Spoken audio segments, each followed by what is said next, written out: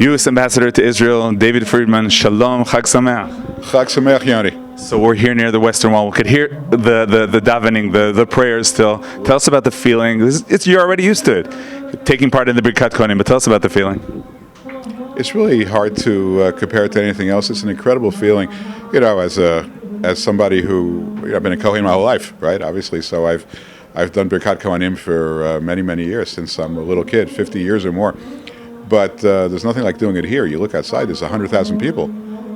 There's, some thousands or more of Kohanim, and we're here at the foot of the holiest place in Judaism. And so to do it here on Chag Sukkot with 100,000 people with this environment, there's nothing like it. This is the 5th time I've done it. Each time it gets more and more exciting. And we're here talking about Jerusalem, in the heart of Jerusalem. About the move, how long have you been in Jerusalem with the embassy? Well, it was May 14th, 2018 that we opened, so it's about a year and a half. We have, since the opening, we've done a lot of construction, a lot of shiputzim on for the embassy. My office has changed. I'll show it to you at the next interview. It's gotten much bigger. It's very beautiful. I have a home, a nice house on Rehov Agron, which is the ambassador's official residence. And we've added staff, we've added services, and we're transitioning as fast as we can to Jerusalem. And when you look at the reports or the analysis that it's going to bring to some sort of world war, or at least here in the Middle East, it'll bring so much commotion, and what happened at the end, what are your thoughts? Well, to put it mildly, those predictions were overstated, and to be more accurate, there was virtually no adverse reaction. I think people really understand that Jerusalem's the capital of Israel. I think it was a fiction that Israel's enemies tried to get away with as long as they can, but I don't think even they expected this fantasy to last as long as it did, especially after the Embassy Act was passed in 1995. And so I think it was always expected by everybody, because again, it's fundamentally true that Jerusalem's the capital of Israel. So notwithstanding all the dire predictions, the world accepted it as they would accept anything which rings true. There was a statement according to which they even will promote peace. Do you feel that is a part of it? I think it does promote peace because I think any policy which is rooted in truth has the potential to be enduring and to be accepted if you pursue a policy. And this is where I think we've broken from many of our predecessors. If you pursue a policy that is rooted in fiction or in fantasy, it will crash on the rocks of Middle Eastern reality, as the Prime Minister likes to say. Now, we're talking about peace and talking about the peace plan, the deal of the century. You've been waiting. America's been waiting for the elections, the second elections, the, God forbid, third elections. Maybe you shouldn't have waited. You Israelis elect whoever you want. We have a plan. What is the connection between the Israeli elections and the peace plan?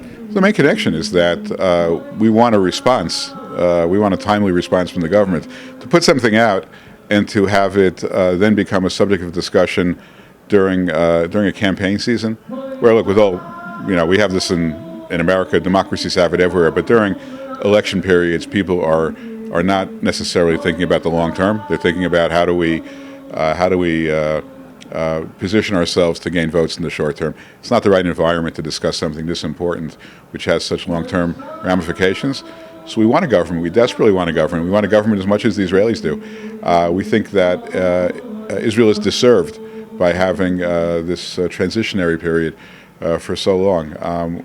When the government is formed, again, whoever the government is, when the government is formed, we'll put out a plan, and we'll do so in a way where we're able to relatively immediately be able to gauge a response from the Israeli government. It's very important to us. Will the plan be catered according to left or right? No, not at all. No, nothing to do with it. But we do believe that regardless of the ultimate makeup of the Israeli government, we think we propose something that will resonate with the overwhelming majority of Israeli citizens. We think it'll be supported by the Israeli government. What can you tell us about the plan, and why the secrecy? Well, because we want it to stand on its merits. We want it to be looked at in its totality. We don't want it to be dissected piecemeal, where you mention one aspect or another, and that becomes a topic of discussion among people who don't have the benefit of the entire approach. So we're going to wait a little bit longer. But look, I think the Israeli electorate, as you said, God forbid a third election. I don't think anybody in Israel wants to see a third election. I think a government will form. I think it will form hopefully soon, and then we're going to get right to work on this. Now, what could you tell us at this point about the policy regarding the so-called settlements, the Judean and Samaria communities? There were statements that maybe they will be under Israeli sovereignty. Some of them, most of them, there were very positive statements at the beginning from the president as well. Well, look, I think that's a very important part of the plan, and we've I don't want to get too into it. I mean, I will tell you something which I've said on numerous occasions, which, having seen the experience of the evacuation of Gaza, I don't believe that there is a realistic plan that can be implemented that will require anyone, Jew or Arab, to be forced to leave their home. We think that's just a policy, a recipe for disaster. It almost caused a civil war on much less aggressive circumstances in Gaza compared to Judea and Samaria. And so, we're not of the view that any forced evacuations are achievable. And again, I say that from a Jewish or an Arab perspective. And how about constructions throughout the years? Are there still been, coordinations and discussions, or only waiting for this deal? Look, we have some discussions and coordinations, but the facts speak for themselves. We have not been critical of settlements in any absolute sense. We've had views that they've been expressed in the past. We've been consistent with those views. But the surest way to resolve all these issues is to come up with a structure that the state of Israel can agree to, where everyone knows where everybody goes and where everybody belongs, and we don't have these quarterly or monthly issues about settlements. I think that's the best way. No uprooting. No, there's really it's frankly an inhumane process. Again, speaking about Jews or Arabs, it failed, I think, in 2006 in terms of the extraordinary adverse reaction that it generated among Israelis, many of whom probably hadn't been to Gaza, but they just felt, I think, viscerally uncomfortable with the idea of uprooting anyone from their home. And I think it's a failed policy, and it's not something that we would advance.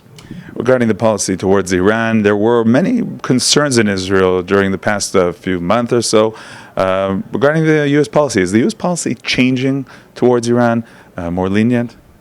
No, not at all. And I think that came about with this notion that the president might meet with Rouhani. Now, the president has said, I think since before his election, he likes to meet with people, and he may well one day have a meeting with Rouhani in the same manner that he had a meeting with Kim Jong-un. That to me is the wrong question. The question is, will the United States offer Iran any relief from sanctions as part of that meeting? And I think the answer is no. As long as the sanctions are in place and they're crippling sanctions and they're having their desired effect, I think people should focus less on this issue. As it stands today, there's nothing scheduled or nothing imminent in any event. But the point is, the president wants to have a meeting.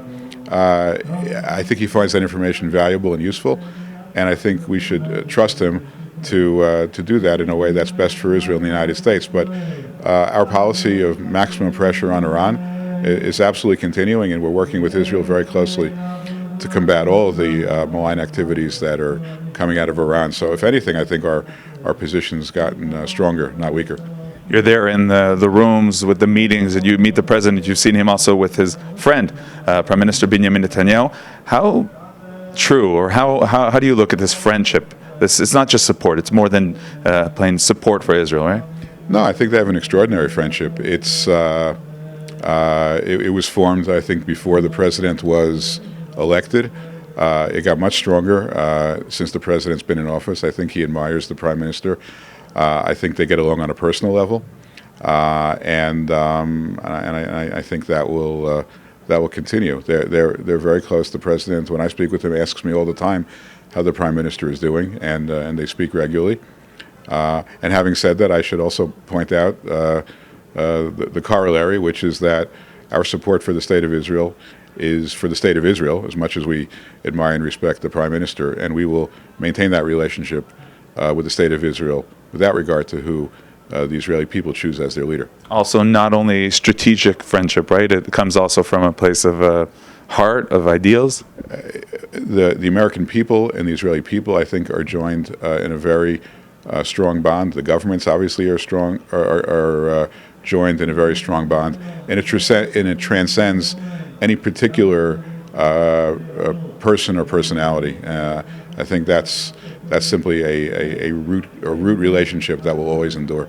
We talked about your feelings here in Jerusalem today, peak of events, but you are here on a day-to-day work. Tell us a bit about the feeling. You've been in this role, important role, for some time already. What are your feelings, and maybe also the vision as it goes ahead? Well, I think I'm moving too quickly to look in the rearview mirror. I'll do that. One day when this job is over, I'll reflect. I don't really have the time to pause and reflect. And I'm not one to rest on laurels. Look, when I got here, I looked at. There's lots of different issues, some of which are less exciting and interesting to talk about. But on the political side, Israel had not made much progress in 50 years dealing with the essential issues that emanated from the victory in 1967, right? Jerusalem was still up in the air. The Golan Heights was still up in the air. And Judea and Samaria were still up in the air. I think we've made enormous progress on Jerusalem. If we're not 100% of the way home, we're 95% of the way home. The Golan Heights were, I think, 100% of the way there in terms of the president's recognition of the Golan Heights. And now we have, this the most complex issue, perhaps, of Judea and Samaria and the relationship with the Palestinians.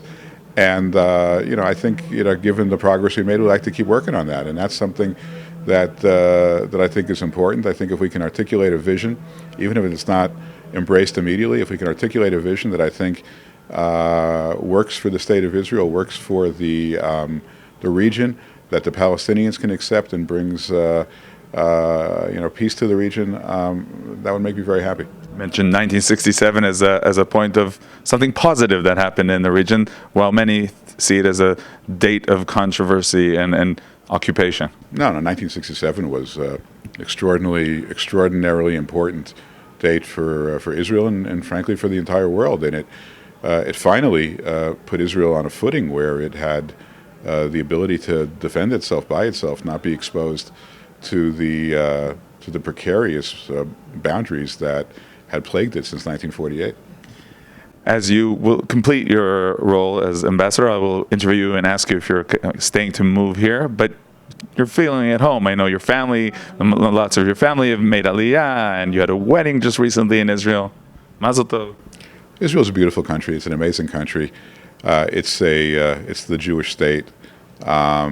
Where I park myself afterwards, again, I don't look back and I don't look beyond. I try to stay focused on the job, and you'll have to wait till I'm done to ask me that question, and I'll answer it when I'm done. Ambassador David Friedman, thank you very much, and Chag Sameach. Thank you. Chag Sameach to you. Modem u'simcha.